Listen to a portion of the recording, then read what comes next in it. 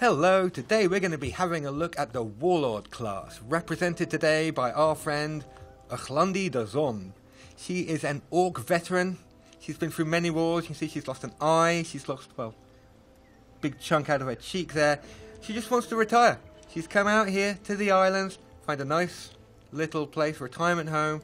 And what does she find?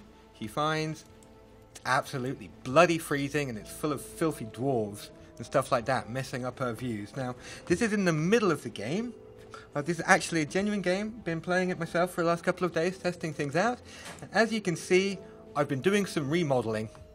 I've cast a spell. It's called, well, let's see if we can find it, Tropical Empire. This isn't actually a Warlord spell. This is from my fire specialization that I've chosen. And what's happening is I'm slowly spreading tropical terrain out from all of my cities. Now, orcs, as a race, look at this guy. Orcs generally, they don't mind tropical. In fact, in this particular city, they love it. Lots of races, however, don't like tropical terrain. So that means if somebody would say a dwarf who dislikes tropical was going to come along, they'd be at a disadvantage fighting in my land. So there is a reason to do this. I can also let me make use of another fire spell called Domain of the Sun, which I've already cast on a lot of my cities. What this does is it modifies the city to tell it the city and everyone next to it loves the tropical area. So I cast it on this city. Look how happy they are! Fantastic. Now, just finished a piece of research. Let's have a look. Warlord is all about battle, all about fighting. And not only do they get lots of powerful fighting units, they also get a lot of abilities that improve the units that they've already got. So this affects every single archer, cavalryman, infantryman, pikeman, just about every single fighting unit that you've got, and gives them more martial arts. That's +5 against opportunity attacks and retaliation attacks. It's huge. A very big advantage in battle. So we're going to have to select new research for us now. See, we've got our spellbook, what we can choose now. Now, summon fire elemental, once again from our fire research. That gives us a nice sort of powerful, big, tough monster. Authority of the sword, that lets us grow the domain of one of our cities. And I think we will choose thoroughbred mount. What this is going to do is give +15 hit points to every single cavalryman we've got. And we have a lot of cavalry, so there we go. Go for our events quickly. Affected by Domain of the Sun. We've made a monster hunter somewhere. Festival of Magic. Now, all of our cities are very happy due to the aforementioned Domain of the Sun spell. That means occasionally they'll randomly generate events like this, which is giving us bonus mana. What are we going to do first? Now, as you can see, I've pretty much locked down this whole place, and I was just about to start sending my scouts out to explore the nearby area. I've got a nice little island. As you can see, it's still green, so haven't got anything over here. And this is one of our heroes, Iralis Faithhand. He's actually a theocrat, and he's leading a little army. And let's go in here. This is a tomb. Usually has magic items and stuff for us that we can use to make our heroes better, and maybe a bit of extra money to have a look, see what's inside. So we're going to be fighting against some undead and a hellhound. Should be fun. Let's get to it. Okay, here we are, deep underground, about to fight the evil forces of the undead. Here comes our Archon casters. Archons are a race from the previous game where they were called the Hymen, a bunch of angelic creatures. They disappeared after a mysterious event, and now only the undead remnants remain. You also have some hellhounds and a carrion bird here. Now, we're in a tomb. There's a special effect, Mass Curse. All of our units are for -2 resistance and -2 defense, which is actually fairly bad news for us. Orcs, although they're tough and strong, naturally have a lower resistance than other races, which means we take extra damage from non-physical sources, such as the ice bolts that you saw the casters fire. Now, what have we got in our army? We have got here monster hunters. Now, monster hunters are a kind of irregular, so highly mobile, ranged, close combat sort of everything unit. Main thing that they can do is they have Monster Slayer, which is +3 damage against all monsters. Makes them very good for clearing out treasure sites like this. So they're going to do extra damage against these carrion birds over here, but also extra damage against this hellhound who's kind of hiding over in the corner over there. Also have these. It's the Warbreed, one of my favourite Warlord units. It's a big, beefy, tier 3 monstrosity. Half orc, half ogre. The consequence of some kind of horrible, ill-fated eugenics program. Big spiky club. Love it. And here we have a horse archer, the kind of sort of based on the famous Mongolian warriors who swept across the steppes. Nice fairy hat, not particularly appropriate for the tropical areas that we've made, but you know, it's a fashion statement. And finally, these guys, berserkers, half naked, big axe, only need armor on their shoulders. Let's go, guys. Basically, they sit somewhere between infantry and cavalry. They're very fast, hit very hard, they charge, and they're one of the starting warlord units. Very nice to have. You'll also notice that this guy and all of our other units have +1 spirit damage. I've chosen an ability for Irilis here, our theocrat, called Sacred Arms. And what that means is every single unit in the army gets +1 spirit strength, which is extremely useful when fighting the undead. Now, let's get to it. So I think biggest threat is probably this carrion bird, since he does blight damage. So send in the Warbreed first to try and absorb some hits. They're guarding, so there's no point in trying to flank them. Guarding units can't be flanked. Bang. As you can see, he hits hard, and he can take a few hits as well. So the monster hunter should be able to come in and finish this guy off. Looks like it. Take him down. Chop. Whoa. Now, what else? Okay, now theocrats are very, very good against the undead. You'll see here 40% spirit weakness. Just with a charge, and just with a charge, we can already take him down to almost no health. But we have a pure spirit ray attack. So let's see, is that enough to kill him?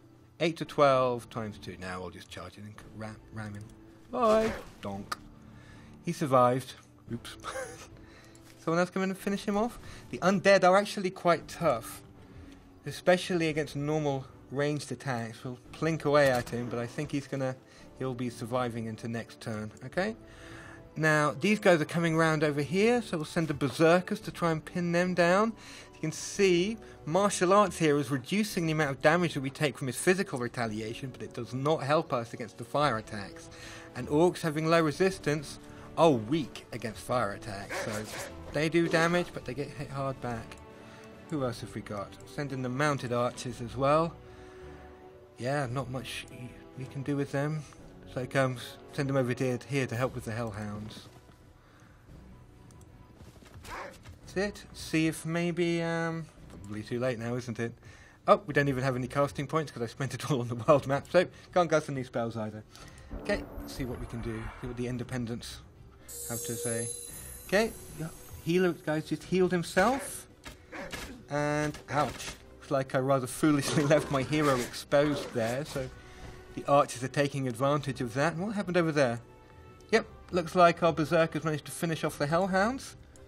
And now, what are we going to do? Let's flank these archers and try and get rid of them. They're a pain. Can we kill them? Yep, couple of nice flanking attacks, and they go straight down. And finally, this guy. Now, our hero here is actually in a bit of trouble. He's only got 11 hit points left, so cut 2 hits and he'll go down. So once again, maybe bring in backup from the Warbreed. Takes a lot more than some wimpy dead mage to stop that guy. Donk. And that's the end of them, and the tomb is ours. Okay, so let's see what prizes we've won in there.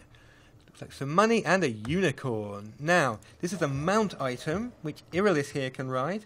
Currently, he has a Hellhound, which gives him blight protection, fire protection, and an ability with extra damage against pikemen and shielded units. The unicorn, on the other hand, gives him Phase. Phase is a once-a-battle ability that lets him teleport to another location. Very handy for getting into trouble or for getting out of trouble. Nice tactical thing, so let's use that instead. Now, not only can you find items in treasure sites, we can actually make our own. And in, I believe it's this city over here, I actually have an item forge set up. So I can show you how we can make an item. So Irilis, our little champion over there, has been doing so well. We've decided we want to give him a sword. Oh. What kind of sword? Well, any kind of sword, really. Swords can carry any of the offensive enchantments, so we can give him extra damage on a different damage channel. We can make him better at slaying animals, draconians, orcs, anything we like, really. Better at fighting against evil, better at fighting against good. better at, well, yeah, better at fighting in general. That's what we want. We can even give him the ability to knock down walls. So he's a bit of a theocrat. He's a holy champion. So what should we give him? I know. Oglandi will give him a holy club. Big, stompy, holy club to help him on his way. Because he's theocrat into spirit damage, so give him a nice bit of spirit damage there. And the ability to strike down dwarves. Hates dwarves. And we'll call the weapon Dwarf Smasher. Lovely. Now, it's going to cost a bit of money. It's going to take a while to melt, so we'll just forge that. But in the best traditions of television, I can show you some stuff I've already made over on Urchlandi over here. She's got Dab Urna, a big flaming axe, gives her +4 fire damage whenever she strikes. And hot stuff, a fire aura shield. So anytime anyone tries to hit her, there's a chance that the person hitting her will catch fire. She's also got some stuff that we found from other treasure sites. Riding a unicorn, popular in fashion this summer. Now, where are we? Up here in the frozen north, where Urchlandi's exploring, we've come across a dwarven stronghold here. They're grey independents. Now, normally we could negotiate with these people. We could pay them to open their borders. We could bribe them. Maybe even they would join our empire for just money. Or they could give us a quest. But we're a warlord. We're about war and battle, so prepare to be destroyed, little dwarves. We're coming to get ya. We've got a very powerful army with Urchlandi. We have Orc Manticore Riders. They're the tier 4 Warlord unit. Big, scary, huge amounts of damage. High defense, lots of hit points. Definitely something you want to have on your side. Also got Orc Shock Trooper. Now, this isn't actually a Warlord unit. This is an Orc unit, so any Orc can build these. Once again, very strong. Inflicts bleeding wounds. It has Tireless. So that means it doesn't spend action points when it retaliates. Its only weakness is its low resistance. So it's very vulnerable to attacks which don't hit it on the physical channel. We've also, for whatever reason, got a Dwarf Prospector. I think I won him as a prize from doing some kind of mission or something. Yeah, whatever. Time for you to kill your kinsman. No real reason to do manual combat here. None of these dwarves are particularly powerful, so we'll just auto-combat it. Splat. We win. If we really wanted to, we could click this button and we could watch a replay and see what the AI did for us here. But this is now our city. Edo Ambag. Now, we could absorb it if we wanted, keep it as a dwarf city, and then later on we could make dwarf units. Strategically, that might be a good idea.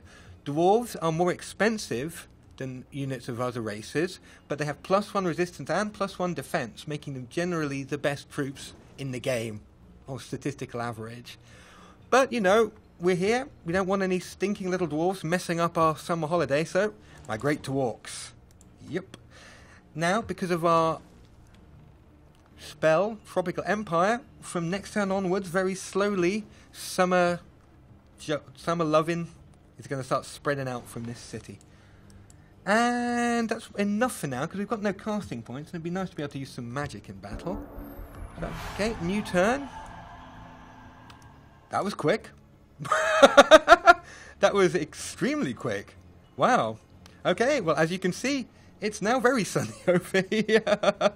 I believe that because I've been running the spell for such a long time that most of my cities are full of tropical. So all of the tropical generating output from all of my cities has been dumped into this place at once and brought instant desertification. So look, we're bringing the sunshine at high speed. Sorry, that was actually completely unexpected. I'd forgotten that the spell worked like that. Now, over up here in the northeast, we have another of our little exploratory missions. This is Imena the Night Owl. She's an arch-druid hero. She's got a very powerful army, a couple of Manticore Riders, an Orc Shock Trooper, and an Orc Black Knight, normal Orky cavalry. And this guy, the last of the Warlord units we haven't seen anymore, a Phalanx, with a big spiky Mohican helmet. Now, Phalanx is a type of pikeman, which means they do extra damage against horsemen and flying units. They are basically designed for killing heroes and flying tier 4s. And we are going to capture this thing over here. They're scared. No mercy. We are engaging the independent forces in this, the heart of the tropics.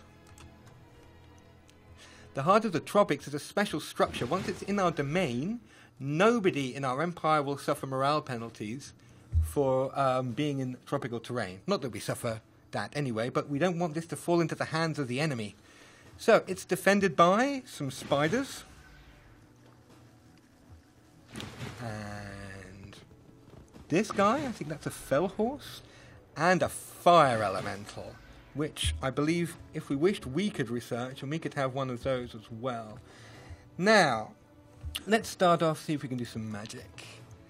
Lots of effective spells here. Imena, being an arch-druid, for example, could cast Hornet Swarm. It's a sort of version of Chain Lightning, which uses blight damage instead of lightning damage. However, as you can see, not really very effective against these guys. Most of these creatures have some kind of blight protection.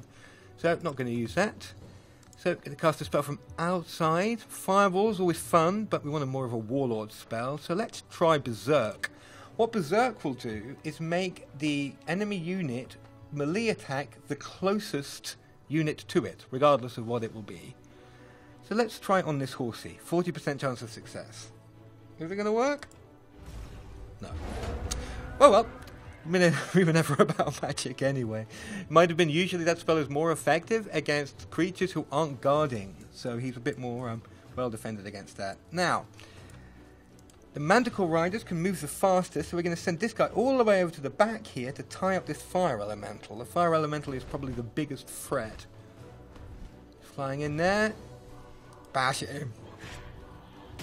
Fire elemental is tier 3, so even with our martial arts to protect us against the physical hit, we still took a fair amount of damage. We've also been affected by Immolated. Immolated means that we suffer 3 damage every turn, our physical strength has been reduced, as well as our defense and our resistance, so bad news there. But it's a tier 4 Manticore Rider, so probably doesn't really need to worry. What else have we got? The Phalanx can move in against these hunter spiders. They have the ability to cripple people on strike, although that guy resisted it. Crippled units can't move as far each turn. Manticore Riders fly in to finish them off. Oh, coming in. Donk. Bye-bye. And the Shock Troopers can come in and hit these spiders. Donk. Oh, they didn't last very long either. And the Black Knights can charge. Oh, can't charge anyway because they're out of move range. And, as I mentioned earlier, we can teleport because we're riding a unicorn. However, since we're an arch-druid, we also have the Befriend Animal ability, which I've taught her. Is this going to work on this fell horse? Do we have a new horsey friend? We have a new horsey friend! Hello! Fantastic. Okay, end turn. See what they're going to try and do. Not much. Been a bit of a blitzkrieg for them, so... Oh! They're hitting my horse! Leave my horse alone. Okay, you'll pay for that. No one touches My Little Pony and lives. So, where do we go from here? Well, we have many tools to help us. We have battlefield spells, such as Bloodbath, which grants +5 damage to every unit on the field.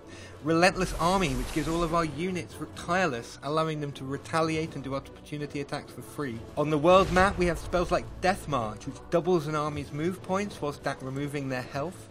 We have Conqueror's Feast, which makes the morale effects of invasions more pronounced. All leading up to the ultimate spell, Global Assault, which grants every single one of our units charge, first strike, and promotes them to elite rank.